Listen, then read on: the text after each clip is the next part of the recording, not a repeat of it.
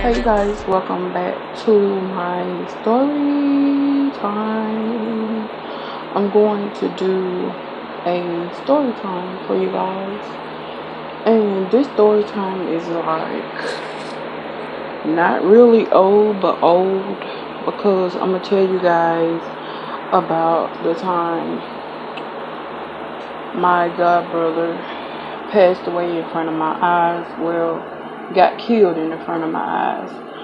And yeah, what happened, how I'm dealing with it, all that stuff is going to be on this story time. But before I get started, make sure you like, comment, subscribe, all of those good things.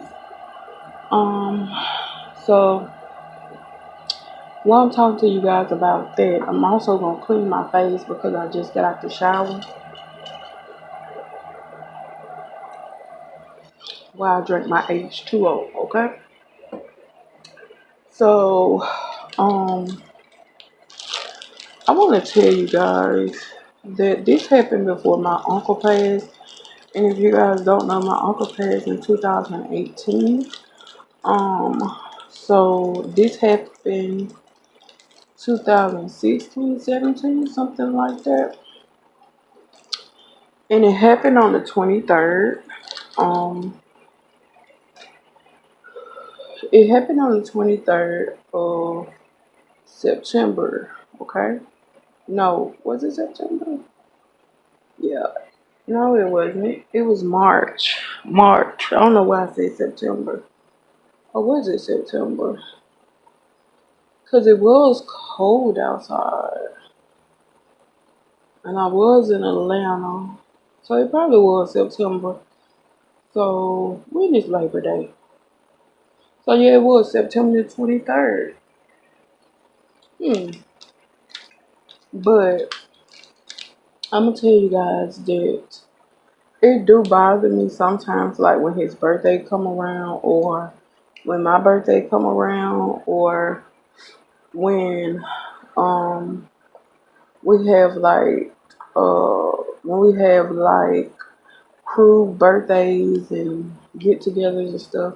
The crew is basically a group of friends that me, him, and some other people put together. It's just a lot of us. So it's like we celebrate our birthdays together. We celebrate a lot of stuff together. When one of us get married, we all in the wedding. So it's just cool to like have people that actually have your back. Um, Not just for clout or anything like that. So I must say we all ran the streets together.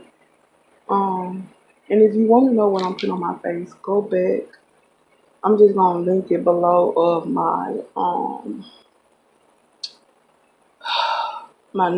quick night routine I usually do. I'm just gonna link it below because I think this video is coming out afterwards. So yeah.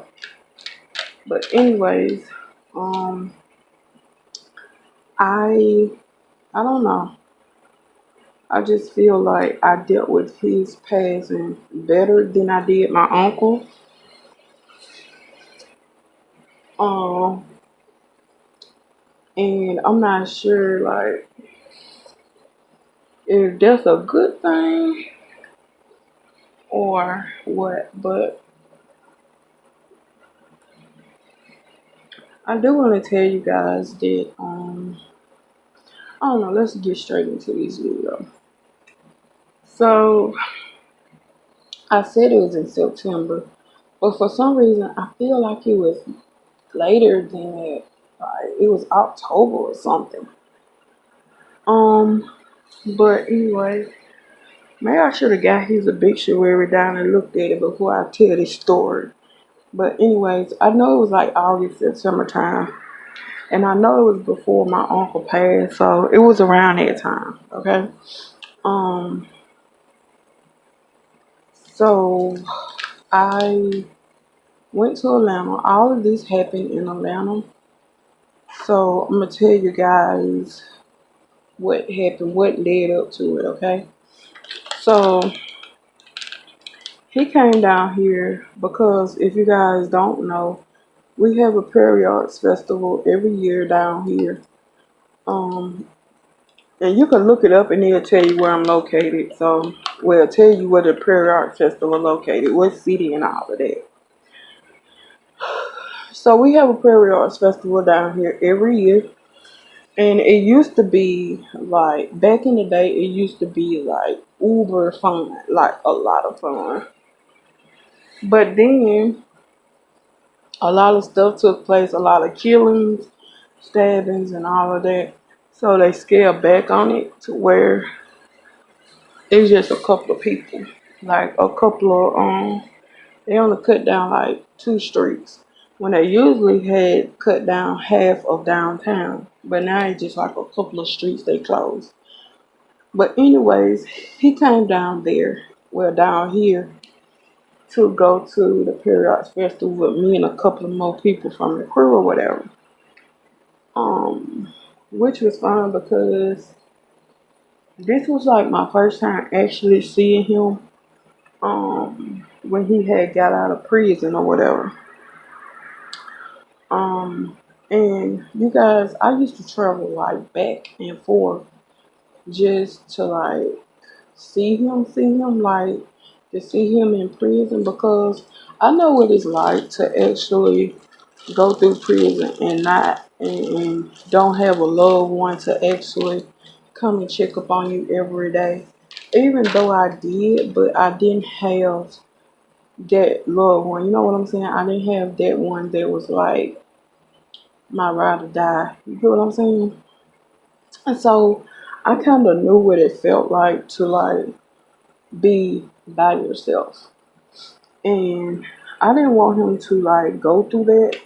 So I used to travel like every Saturday to go see him um in prison. Now I never missed a Saturday until um I got sick. When I got sick, I just didn't go. Um, I think yeah, I think this is when I had found out I had cancer. And I had slowed down, and I just couldn't do the things I used to do because it wasn't the fact of me having cancer. It was just the fact that I was in a lot of pain. I was emotional. I was depressed. I was like, I'm finna die type of deal. So, anyways, um, I used to go to Atlanta a lot, but when I found out I had cancer, I slowed down. So, anyways, when he got out, he came down here, like I said, for Prairie Arts Festival, and we just decided to hang out and get caught up because he was my godbrother, you guys. So it wasn't like we just hung out with the crew all the time. Um, so it's like, okay, he is my god brother, so I'm still like, we don't always got to hang out with the crew, but it was nice when we did. Um, but anyways, I want to say he stayed here for like the Prairie Arts Festival was that weekend. He stayed. It was Friday, Saturday, Sunday, Monday, Tuesday, Wednesday, and Thursday is when he decided to go back. So it was like a week he stayed. So then he went back and I went back with him. So I stayed in Atlanta for about 2 weeks maybe. It was me, my god sister, and some more people from the crew had went to Atlanta. Okay. Basically, um, majority of our crew members stay in Atlanta, so it's like only a few people who actually stay in Mississippi where I stay. So anywho, um, The flight was amazing, but it was also crazy because my best friend, she kept on saying, I don't feel right about this trip. So in the back of my head, I'm like, what you mean you don't feel right about this trip? Now, this is like not my first time actually hearing her say that. Because when we went to the club, if you guys don't know that story time about the time that we got shot at, then you should go watch that story time. But this is not the first time she done said that to me. So I kind of take like things she say and like take them, but not take them as me stressing out about them. Because sometimes she's right, and sometimes she's wrong. So when she said she don't feel right about this trip, then I'm thinking, well, maybe her and some of the crew members done got into it. But lo and behold, she was right. So I wanna say probably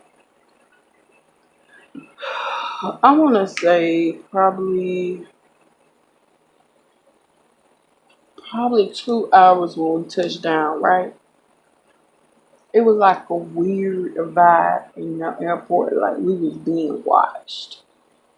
So I'm thinking to myself, either I'm crazy or my best friend is making me crazy with her wild thoughts, right? So we walking through the airport and it was weird. Like I done been in many airports and that don't make me sound right, but still, I've been through many airports and I never felt so exposed, if that makes sense. Like I was walking through the airport naked or something. I never felt so exposed like we was in the open. You get what I'm saying? Like we was being watched. I never felt that. Um so I wanna say it took Uber forever to come and get us. And we didn't order like one or two cars to come and get us. We ordered like 3 cars, okay? Because it was like 9 of us, I want to say 9 or 10 of us, and we all didn't want to be crunched up in one car. Um, but someone told me you could have ordered a big one, but I'm like, bro, I just don't, I don't, mm-mm. So we got to my brother, my god brother, and I also call him my brother, so I'm just gonna go with it. But we got to my brother's house, and and his kids was there, and his girlfriend, well, his fiance at the time was there, and I mean, it was like one big happy family. We all got along, and it's like it wasn't nothing anybody can say to actually like make the day go any worse. Um,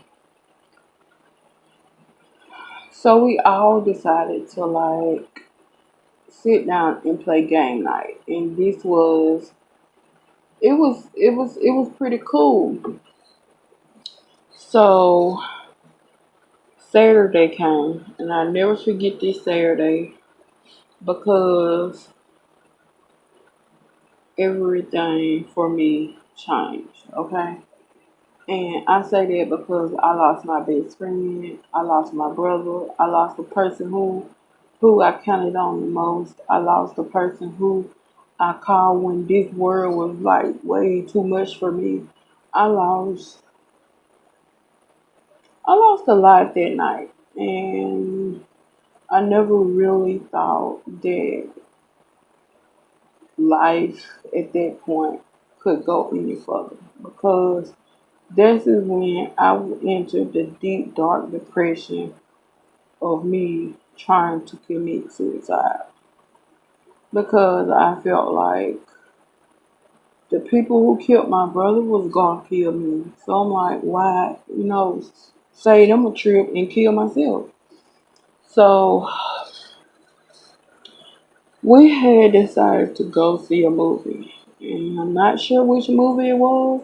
All I know is a scary movie, and when we got out of it, we was talking, like laughing, talking, and all of that stuff. We was headed to get something to eat. But as we was walking out of the movie theater, um, at first when we was in the movie theater, it was like a lot of people that kind of looked familiar to me, but I just didn't want to like be the one to point it out because when when I tell my brother certain things, I'm like, I know these people. But when I tell him that, he get on alert. It's like he's alert of the people around him. So and he don't really enjoy his time like that. So I'm just like something's about to happen. So then throughout the movie theater, it was constantly new people coming in. I'm telling you, like new people coming in. Um, so I decided to get up and go to the restroom. And I'm thinking to myself, okay, I'm finna go to the restroom because for one, this movie is scaring the piece out of me, literally. So I get up and go to the restroom. And you know how you in the movie theater, you watch scary movies, you think, if you start walking down the steps, cause our movie theater is like in a slant, and then people is like sitting up like this. But when you come down the steps, it's just those little round lights that's having you to see the ones they sell on TV. Them ain't the only ones that they had. So I'm thinking to myself, somebody gonna grab my feet and I'm gonna fall, and then we're gonna be fighting. So basically, I'm thinking every scary thing I see in the movie is after me, basically. But so I get up and go to the restroom, apparently, and I'm walking, and then when I pass this girl, she is like eyeballing me down. So when I get up and when I had walked out towards the light, the door, um, I felt someone following me. And I look behind me, it's the same girl that was eyeing me down. So I'm thinking to myself, this is not a coincidence. All these people in this movie theater is like beyond me. Because this movie been out for weeks now, so I'm pretty sure they done seen it already.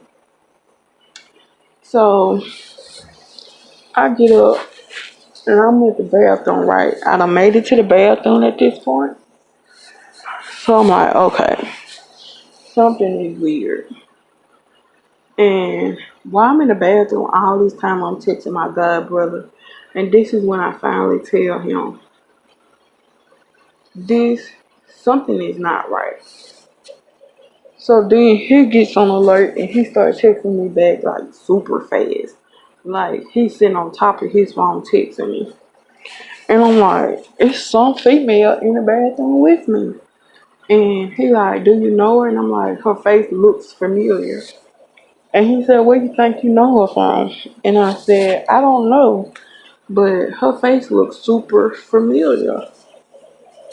So he texts me and he tell me, hurry up and come back. So at this point, I'm finishing up using the bathroom, wipe, then wash my hands, and then make sure my clothes fits right and all of that stuff. So I go back in there, right? So then the girl, at this point, she's no longer in the bathroom when I come out. At this point, she's back in her seat. So then I tell my god brother, when I came out the bathroom, she was gone. And he said, I know a girl walked in before you did. So then I guess he seen the girl. So when she came back in there, he said that she leaned over and she was talking to some dude. So at this time, I'm thinking like, bro, I feel like something bad is gonna happen. And then this is when I start texting my best friend at the time. And I start telling her like, and at this time, my main focus is like to find out who these people are and get the hell on up out of here. You get what I'm saying? Because I didn't come to Atlanta to like on a business tip, on a revengeful tip. I came to enjoy my people, have a fun, and just leave the rest alone. Because at this time I wasn't in the streets that bad. But I was dipping and dabbing, but I wasn't in the streets that bad. You get what I'm saying? Like I didn't really get out the streets until like um the beginning of 2017. I want to say. So uh, hold on. So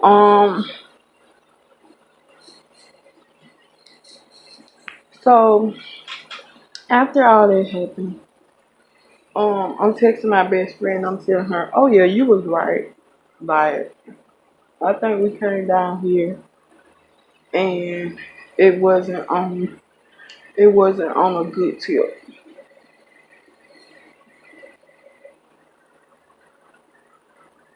because at this point I feel like my life is like in danger.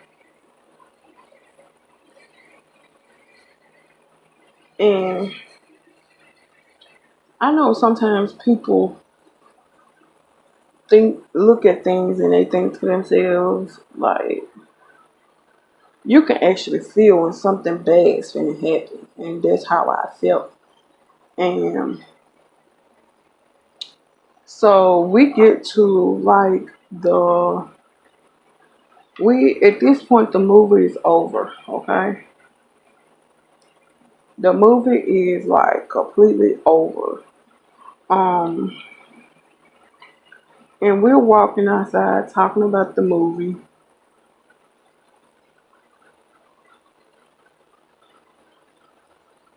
We're talking about the movie, and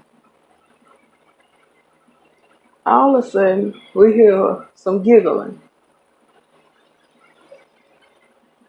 Now, when you hear giggling, you don't like necessarily turn around and look and see who's like giggling. You like, okay, nothing is that funny. That's just how it was. Nothing is that funny. So, um, this is when my world changed. I will say that. So, we was walking out the movie theater and we was walking to the car, right? So I was feeling like we hear them laughing and I can feel like eyes following us and then I can hear like footsteps. And this some creepy stuff to me just because we just came from a scary movie. So all of this shouldn't be happening. So we it's crazy how it happened, but it's like we was in the opening headed to our car and a group of people just got out of the car. And I really didn't think nothing of it because it was like another movie was getting ready to start. So it's like I ain't really think nothing of it. But then like the girl that I seen in the movie theater, she hollered out saying, "Hey, let me talk to you." So I'm thinking in the back of my head, she's talking to my brother because for one, I hate talking to strangers. Like when I'm in Atlanta, I hate talking to strangers because you just don't know what to expect, especially the kind of word that I immersed myself into. You just never know. So, um, I don't know. I just don't know. It's like,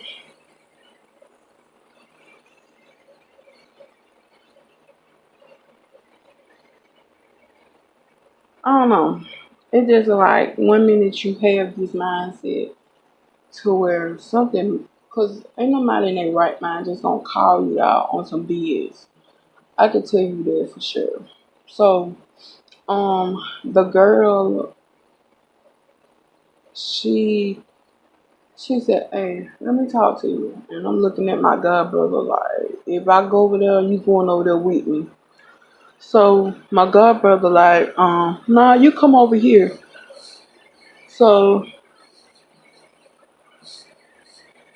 she was like, I just wanted to say hey. And I'm like, who in their right mind just gonna say hey to somebody? You could have said that when you was stalking me in the bathroom, all kind of stuff.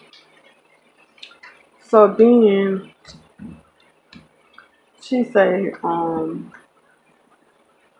I I got something for you. So I'm thinking in the back of my head, oh shit, what could that be? So then this is when the people who got out the car, this is when they start easing out in the street. So, and then she was like, okay, let's show them what we got for them. So at this point in time, that's when bullets was flying everywhere, from everywhere. And I heard one hit my brother. It was like so close to me. It hit his arm, and then he was like, oh shit, I've been hit. So I'm like trying to get him out the way. But I guess it was so much adrenaline. It's just the fact that the only one he really felt was the one in his arm. But you guys, he had bullets everywhere on him. He had two or three in his legs. He had one or two in both arms. And then he got shot in the chest.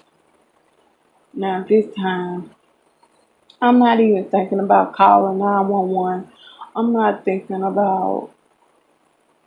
um thinking about texting anybody. At this point, I'm like, it's a do or die type deal. So, um, I got my pistol out my purse and I just started firing back. And then they started firing. And when I ran out of bullets, at this time, I'm thinking I probably just got one or two bullets in my gun. I'm on the phone with 911 telling them what's going on. Because I know, I'm going to tell you this at front. It takes 45 minutes for an ambulance to get to my house in Mississippi. So I'm thinking in the back of my head that it's going to take them 30 to 45 minutes to get where I'm at in Atlanta. Okay? Um, so I don't know what was going on, but them ambulance people got there so fast. And they came with fire trucks and police. And they got every single person that was firing at us. And that was like, that's like, that was heaven sent. Because I felt like if they didn't, I would have sunk, I would have went on a revengeful killing spree, basically. So the same guy that had me arrested, um, the same guy that the police had stopped us. If you guys go back until me telling you guys about my the time I got arrested and my life was taken, the same guy that did that is the same guy that got my godbrother killed. And I'm not gonna drop any names because for one, it's irrelevant. For two, it happened a long time ago, and for three, it's being handled. Now, I'm not gonna say that I'm the type of person to forgive and forget if somebody kills somebody close to me. I'm gonna forgive you for myself. I'm not going to forgive you your actions. You get what I'm saying? But I am going to forgive you for the person you for the person itself. But I can't forgive you for what you did. Um so yeah, my godbrother got killed and it was the worst feeling ever. From me having to call everybody, from me having to drive home, from me having to drive home with his bloods on my hand is like the worst feeling ever. Because I'm the one that he was with. When it did happen, I can say for sure that I blamed everything on myself. It was my fault that we was alone. It was my fault that I wanted to go to the movies. It was my fault that I wanted to spend time with him. It was my fault that I wasn't so that I felt like I didn't have his back. It was my fault. But I feel like he knew that he was gonna die that night because um he wrote a long letter, and his girlfriend told me he wrote it while he was in prison. Um, and that letter had a lot of things in it, to the fact that it caught me like he knew he was gonna die when he got out. So yeah, um, the only thing that caught me off that letter, which is not, I'm not gonna say it's the only thing, but the main thing that actually caught my eyes when he told me it wasn't my fault. Now I thought for like, even though when people tell you that it's not your fault, you're gonna look like it was my fault. And I wanna say I blame myself for a couple of years. It was my fault he got killed. It was my fault that I didn't have his back. It was my fault that I made him let his guard down. It was my fault. I did all of this, but he the one that got punished for it. And that was the worst feeling ever. And I dealt with that feeling for so long. And I still have days to where I think about, if he was still alive in today's society, what will we be? Will my life be different or what? But he's the person that I made majority of my plans with. We went on vacations. We did a lot of things before he actually got arrested. And that was crazy to me. And I thought it was okay for us just to pick up where we left off. But I guess it wasn't. Um but anyways, when I went back and told like his girlfriend, um, when I went back and I had to break it to the crew, when I went back and I had to like face his kids, and his kids was at an age to where they knew what was going on. So it's like that is like the most hurtful thing I could have did. Cause you don't want someone that you close to die, and then you have to turn around and tell his kids. Like that was hard to do. And it's like they cried, but they knew it was gonna happen. They knew it was a time where he wasn't gonna live that long. I don't know. I just don't know. But I don't know. But anyways, that's the story time of how my god brother passed. He was gunned down in front of me. And to this day, I still don't know why. But I just feel like it was a lot of hatred. I feel like it was a lot of selfishness that man behaved, but I don't know. I feel like it's handled now. I prayed a lot. I did a lot. This is when the first time I ever tried to commit suicide. Um, I didn't try. I succeeded. It just somebody brought me back, and I'm not gonna go down that road. But um, I was 2 minutes dead, but someone brought me back. So um, do I regret what I did? No.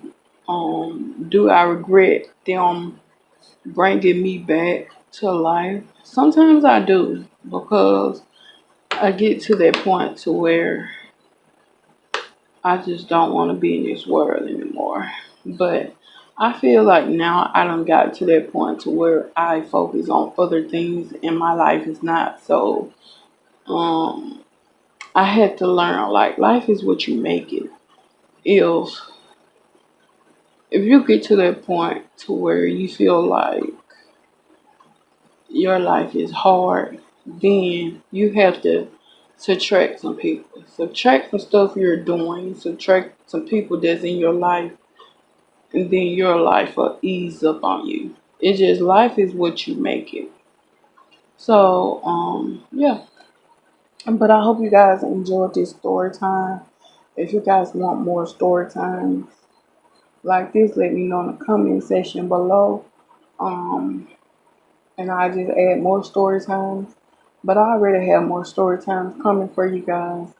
I just don't know when I'm gonna put them out, but I have more story times coming. But anyways, I'm about to end this video. Um, Let me know in the comment section on more topic videos you guys would like to see. And like I always say, stay safe, stay blessed, spend much time as you can with your loved ones that you do have here. And if it's the weekend for you, stay out of trouble, you guys. Because I want to see you guys here Monday. But right now, I'm going to see you guys in my next video. Bye, guys.